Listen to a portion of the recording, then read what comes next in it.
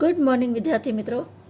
कक्षा 11 विषय भूगोल पाठ 15 मानचित्र अर्थ और प्रकार।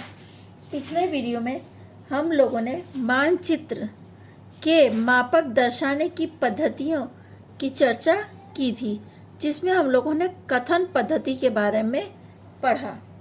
इस वीडियो में हम लोग अंकात्मक मापक या प्रतिनिधित्व भिन्न पद्धति के बारे में पढ़ेंगे।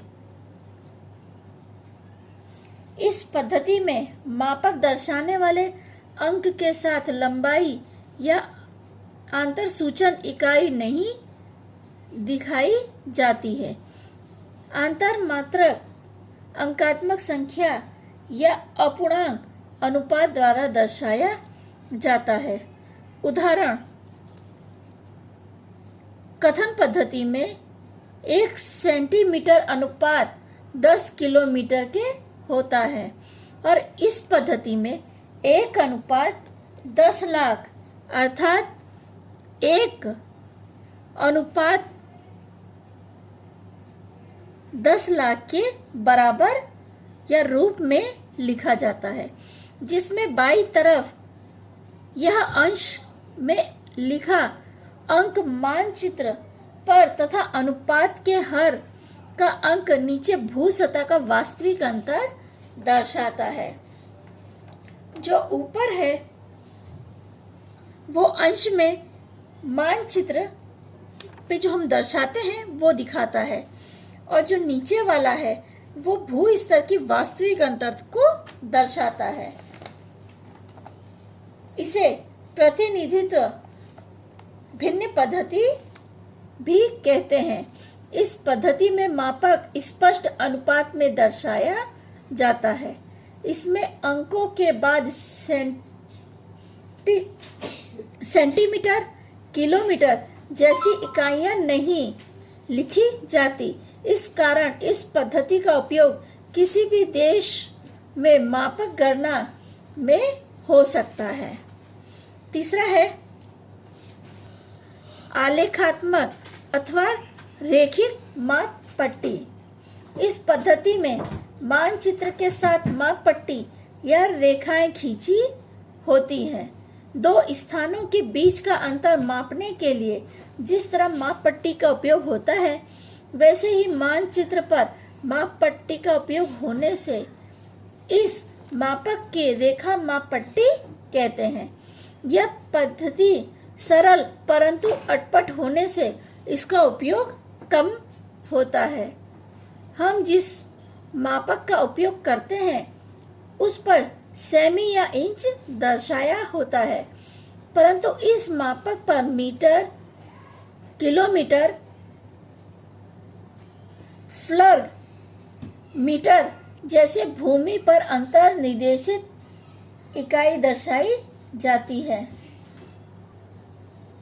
इस पद्धति में भूमि का अंतर प्रत्यक्ष रूप से माप सके, इस तरह से एक माप पट्टी सीधे मानचित्र पर बनाई जाती है।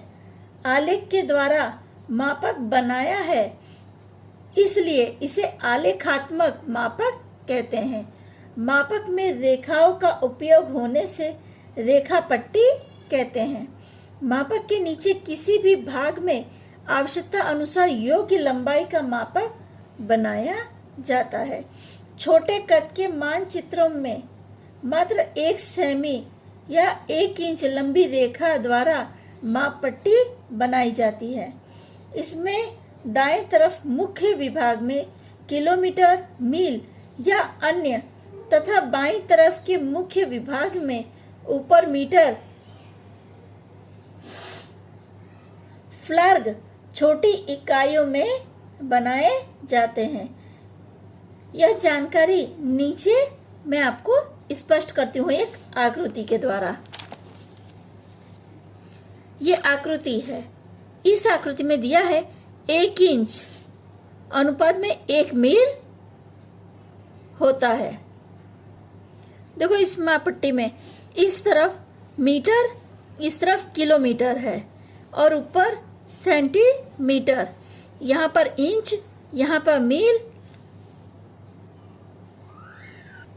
और यहाँ पर फ्लैग दर्शाया गया है, यानी नक्शे में इस तरह की माप पट्टी का उपयोग किया जाता है। आपने देखा है कि नक्शे का जो आकार है वो किताब के अनुसार होता है, तो जितना छोटा नक्शा होगा उसमें माप पट्टी का उपयोग उतना ही कम किया जाता है। पर आप रियल में उस स्थान पे जाएं तो काफी किलोमीटर का अंतर हम उस जगह पे देख सकते हैं। पूरा भारत का नक्शा आप एक पेज पे देख सकते हो, पर अगर आप उस जगह पे जाते हैं तो आपको उस जगह पर जाने के लिए कई दिनों का समय लगता है, या पूरे भारत का दर्शन करें तो कई वर्षों का समय आपको लगेगा। पर नक्शे के जरिए आप किसी भी जानकारी को आसानी से प्राप्त कर सकते हो। पर नक्शा बनाने में छोटी छोटी बातों का ध्यान रखा जाता है। उसमें एक सेमी कितने किलोमीटर या कितने मीटर लिया गया है या कितने मील लिया गया है, ये चीज आपको ध्यान रखनी होगी। यानी नक्शे में ये सारी जानकारी कुछ विवरण से दर्शाया गया है। मानचित्र के अंगों में मापक के बारे में हम लोगों ने जाना। अब हम लोग प्रक्षेप के बारे में पढ़ेंगे। प्रक्षेप पृथ्वी की गोल सतह के समतल मध्य पर उतारने पर उसके कक्षा, स्थान, अंतर, सापेक्ष दिशा, आकार अथवा कद में परिवर्तन ना हो, इसलिए मानचित्र में प्रक्षेप का उपयोग किया जाता है। प्रक्षेप अर्थात पृथ्वी के गोल या वक्राकार सतह को कागज पर उतारने का प्रयत्न। हमने देखा है हमारी जो पृथ्वी की कक्षा है वो गोलाकार में है या वक्राकार आकार में आई हुई है, तो उसे हम समतल कागज पे जब उतारते हैं तो उसके लिए प्रक्षेप पद्धति का उपयोग किया जाता है। मानचित्र में प्रक्षेप किसी माध्यम पर भौमितिक पद्धति से उतारे जाते हैं। त्रिविम भू स्तर के वक्र अक्षांशों, रेखांश, वृत्तों के जाल को द्विम सतह वाले कागज पर उतारने के लिए जिस पद्धति का उपयोग होता है उसे मानचित्र का प्रक्षेप कहते हैं। प्रक्षेप की क्रिया अर्थात प्रक्षेपण पृथ्वी की वक्राकार सतह को समतल कागज पर उतारने की पद्धति को प्रक्षेप पद्धति कहते हैं। इस क्रिया में 3 चीजों की आवश्यकता होती है। पहला है तार का बना पृथ्वी का गोला। दूसरा, जिस पर प्रक्षेपण करना हो वह समतल पृष्ठ भाग। और तीसरा है प्रकाश प्रक्षेपक अर्थात प्रकाश देने वाला प्रकाश स्रोत। इन तीनों के संयोग से बने प्रक्षेपक तथा आवश्यकता अनुसार विशिष्ट गुणों के आधार पर बने प्रक्षेपों के कई प्रकार हो सकते हैं। आगे हम लोग रूढ़ि संकेत के बारे में चर्चा करेंगे, जो मैं आपको अगले वीडियो में बताऊंगी।